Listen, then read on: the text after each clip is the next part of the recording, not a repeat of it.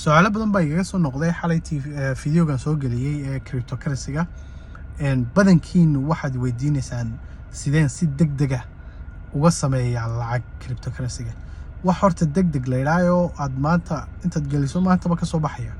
way adag tahay waa inaad geliso timekeedii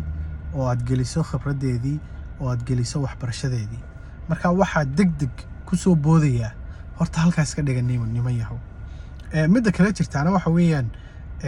way ka badan tahay haddii aad doonayso inaad day trader ka noqoto cryptada